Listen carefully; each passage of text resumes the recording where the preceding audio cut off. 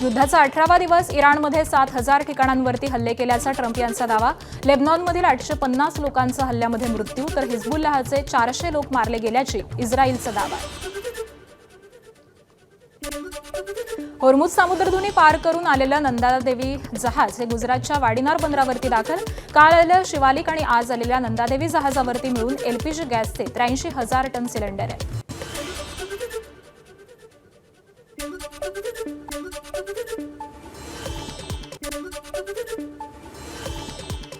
इस्रायलचा हिजबुल्लाहवर drone आणि रॉकेट्सनं मोठा हल्ला.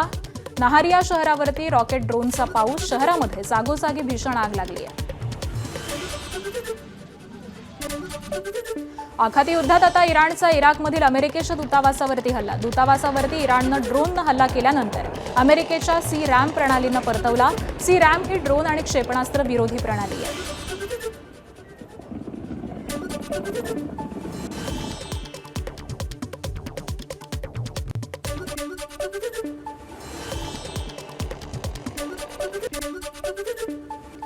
आखाती युद्धात आता युरोपियन युनियन देखील लक्ष. इराकची राजधानी बगदादमध्ये युरोपियन युनियनच्या मिशन मुख्यालयावरती ड्रोन हल्ला.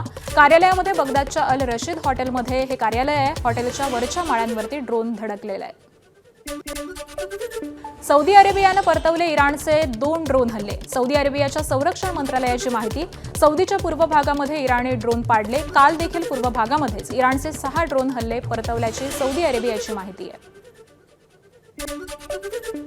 इराणचा इस्रायलवरती क्षेपणास्त्र हल्ला. इस्रायलच्या संरक्षण प्रणालीनं तो परतवलाय. तेल अविवमध्ये इराणी क्षेपणास्त्र पाडलं. त्यानंतर इस्रायल सैनिकांनी जल्लोष केलाय.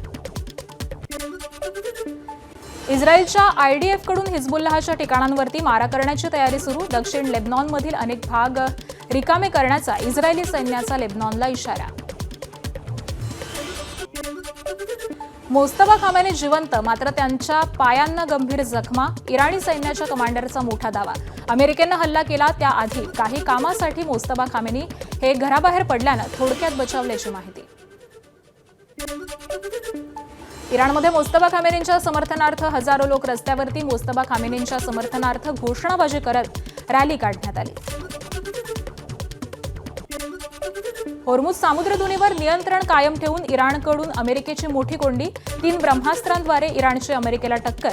इराणचं सेजिल क्षेपणास्त्र देखील घातक ठरत आहे. कार्ग बेटांवरील तेल विहिरी 5 मिनिटांमध्ये उडवून देऊ शकतो. अमेरिकेचे अध्यक्ष ट्रम्प यांचा इराणला सज्जड दम.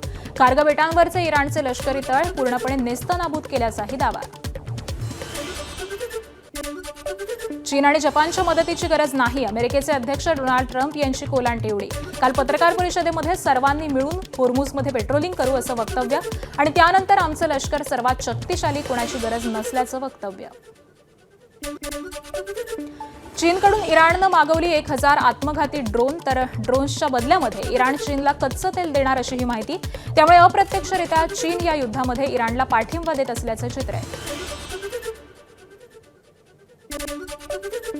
अफगाणिस्तानमधील काबूलवरती पाकिस्तानी हवाई दलाचं एअर स्ट्राईक. पाकिस्तानकडून रहिवासी परिसरामध्ये आणि रुग्णालयांना लक्ष्य. आतापर्यंत जवळपास 400 जणांचा मृत्यू तर 250हून अधिक लोक हे जखमी झाल्याची माहिती आहे.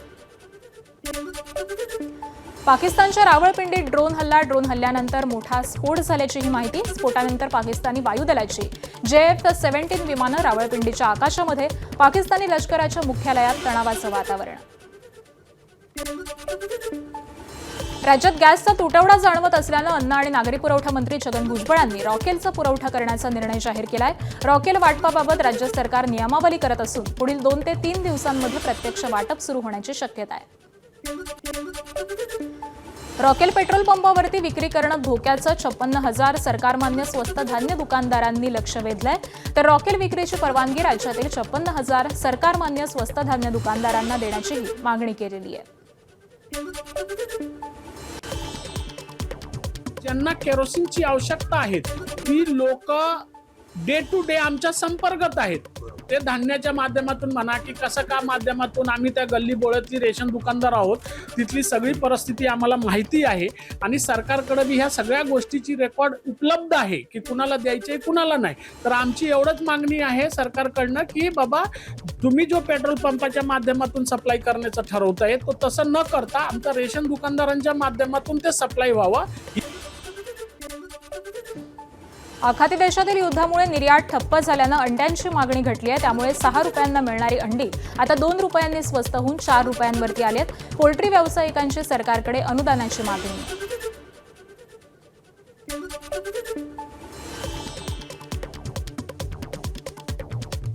पहिलं म्हणजे सध्याच्या उन्हाळ्याच्या परिस्थितीमुळे सुद्धा अंड्याच्या कन्झम्पशनमध्ये घसरण झालेली आहे.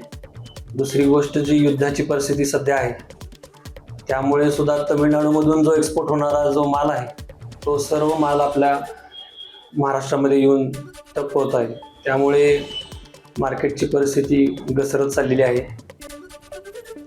सांगलीजवळील कुपवाड MIDCचा औद्योगिक कमर्शियल गॅसचा पुरवठा विस्कळीत. त्यामुळे औद्योगिक वसाहतीमधील फाउंड्री इंजिनिअरिंगसह जवळपास 750 उद्योग बंद पडण्याच्या मार्गावरती. हजारो कर्मचाऱ्यांना नोकरीवरती गंडांतर येण्याची भीती आहे.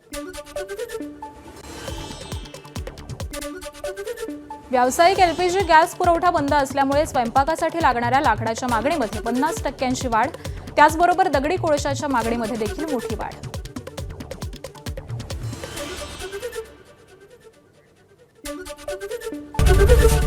ABP माझा, उघडा डोळे बघा नीट.